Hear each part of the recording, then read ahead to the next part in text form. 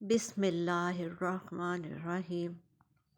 السلام علیکم ورحمۃ اللہ وبرکاتہ۔ ذرا دل کو تھام کر سننا، آج جو میں آپ کو سنانے جا رہی ہوں یہ کوئی کہانی نہیں، یہ کوئی افسانہ نہیں، یہ اللہ کی سنت ہے، یہ استغفار کی طاقت ہے۔ ہم میں سے اکثر لوگ کہتے ہیں ہم دعا کرتے ہیں قبول نہیں ہوتی، ہم مانگتے ہیں دروازے نہیں کھلتے، ہم روتے ہیں حالات نہیں بدلتے۔ لیکن سوال یہ ہے، کیا ہم نے کبھی اس ہتھیار کو آزمایا جس سے اللہ خود فرماتا ہے کہ میں بندے کو رزق بھی دوں گا، بارش بھی دوں گا، اولاد بھی دوں گا اور تنگی سے نکال بھی دوں گا، اور وہ ہتھیار ہے استغفار۔ آج کا واقعہ ایک ایسے شخص کا ہے جو نہ عالم تھا، نہ حافظ، نہ قاری، نہ مشہور، نہ امیر۔ وہ ایک نان بائی تھا، روٹی بنانے والا، تندور چلانے والا، راتوں کو جاگنے والا، دن کو پسینہ بہانے والا۔ لیکن اس کے دل کا رشتہ اللہ سے ایسا جڑا ہوا تھا کہ اللہ نے اس کی ایک دعا کے لیے زمانے کے سب سے بڑے امام کو اس کے دروازے پر لا کھڑا کیا۔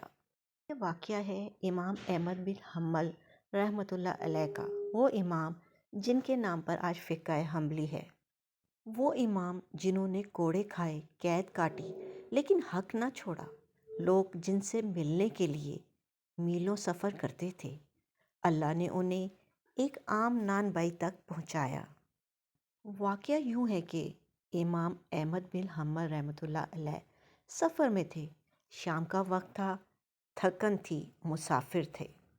انہوں نے سوچا آج رات مسجد میں گزار لوں، اللہ کے گھر میں، لیکن مسجد کے خادم نے پہچانا نہیں اور سختی سے منع کر دیا۔ ذرا سوچیں، ایک اللہ کا ولی، ایک عظیم امام، مسجد کے دروازے سے نکال دیا گیا۔ امام احمد بن حنبل رحمۃ اللہ علیہ نے کوئی شکوہ نہیں کیا، کوئی بحث نہیں کی، خاموشی سے باہر آ گئے اور مسجد کے باہر زمین پر لیٹ گئے۔ رات گہری ہو رہی تھی، سناٹا تھا اور اللہ کا ایک اور فیصلہ حرکت میں آ چکا تھا۔ اسی دوران ایک نان بھائی وہاں سے گزرا۔ اس کا تندور قریب ہی تھا، وہ رات کی روٹیاں پکا رہا تھا۔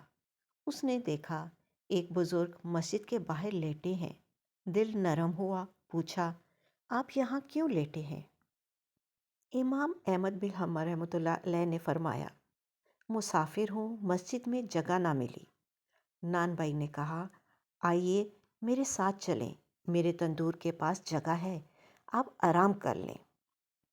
یہ وہ لمحہ تھا جہاں اللہ نے دو تقدیروں کو ملانا تھا۔ جب امام احمد بن حنبل رحمۃ اللہ علیہ اس نان بھائی کے ساتھ گئے تو ایک عجیب منظر دیکھا۔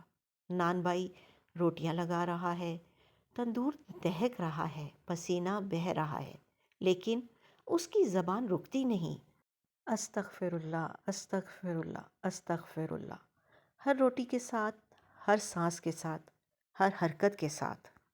امام احمد بن حنبل رحمۃ اللہ علیہ رک گئے، دل چونک اٹھا، پوچھا بھائی تم کب سے استغفار کرتے ہو؟ نان بھائی نے کہا کئی سالوں سے میں نے اپنی زبان کو اس کا عادی بنا لیا ہے۔ پوچھا گیا کیا تم نے اس کا فائدہ دیکھا؟ نان بھائی مسکرایا اور کہا اللہ کی قسم، میں جو دعا کرتا ہوں اللہ قبول کر لیتا ہے، سوائے ایک دعا کے۔ یہ سن کر امام احمد بن حنبل رحمۃ اللہ علیہ چونکے، پوچھا وہ کون سی دعا؟ نان بھائی نے آہستہ سے کہا میں دعا کرتا تھا کہ اللہ مجھے امام احمد بن حنبل رحمۃ اللہ علیہ سے ملاقات کرا دے۔ یہ سننا تھا امام احمد بن حنبل کی آنکھوں سے آنسو بہہ نکلے۔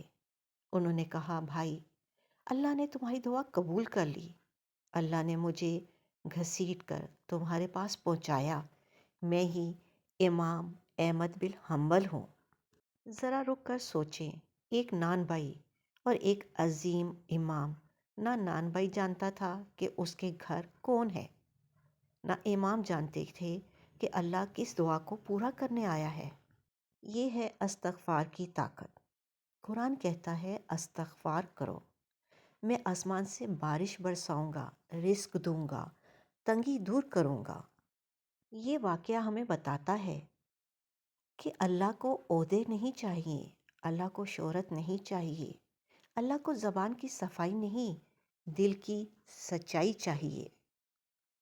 آج اگر ہماری دعائیں نہیں پوری ہو رہی تو استغفار بڑھا دو۔ آج اگر رزق تنگ ہے تو استغفار بڑھا دو۔ آج اگر دل بے چین ہے تو استغفار بڑھا دو۔ نان بھائی کے پاس نہ علم تھا، نہ کتابیں، نہ بیان، صرف ایک چیز تھی، سچی معافی مانگنے والی زبان۔ آخر میں آپ سے بس اتنا کہوں گی، آج سے چلتے پھرتے اٹھتے بیٹھتے سانس لیتے کہتے رہو استغفر اللہ استغفر اللہ۔ کیا خبر اللہ کون سا دروازہ کس دعا پر کھول دے۔ دعا: اے اللہ، ہم تیرے گناہ گار بندے ہیں، ہم مانتے ہیں کہ ہم سے خطائیں ہوئیں، جان بوجھ کر بھی اور نادانستہ بھی۔ اے اللہ، جیسے تو نے ایک نان بھائی کے زبان کے استغفار کو اتنا طاقتور بنا دیا کہ زمانے کے عظیم امام اس کے دروازے تک آ گئے۔